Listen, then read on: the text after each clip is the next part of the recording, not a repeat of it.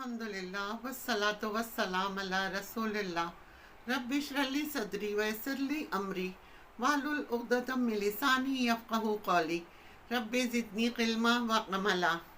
क़ब्र आखिरत की पहली मंजिल है।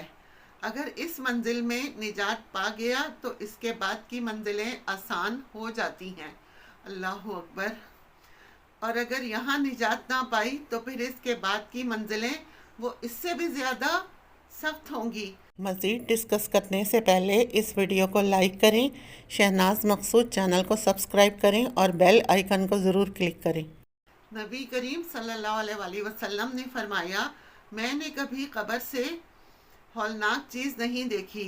इस्लाम फैलने से पहले उस ज़माने में ये रिवाज था, उनका ये कल्चर था, जब उनमें कोई फौतगी हो जाया करती थी तो वहाँ अपने आप को बैन करना, यानी अपने आप को पीटते थे। उस वक्त अपने गम का इजहार करने का ये तरीक़ा था। आज भी बाज़ जगहों पर इस तरह से लोग कर रहे होते हैं। उस ज़माने में औरतें बैन करती थीं, बयान करती थीं। बाकी के अफसरदा लोग भी फिर रोने लगते थे। ये उनके कल्चर में होता था। घर वाले भी फिर इसी तरह शोक मनाते थे। लेकिन जब इस्लाम फैला तो मुकम्मल तौर पर ये मना कर दिया गया कि ये तरीक़ा शोक का नहीं है।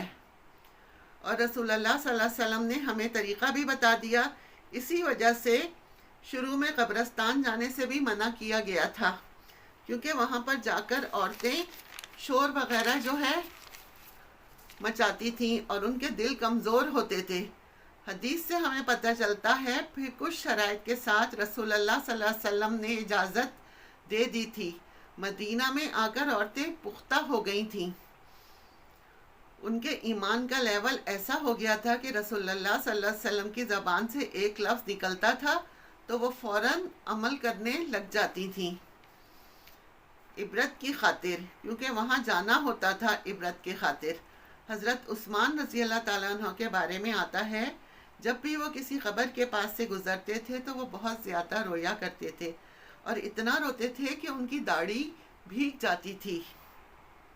तो सहाबा ने उनसे पूछा कि जब जन्नत और दोज़ख की बात होती है तब आप ऐसे नहीं रोते, यानी सिर्फ गमगीन होते हैं, लेकिन जब आप कब्र के पास आते हैं तो इतना रोती हैं, इसकी वजह क्या है?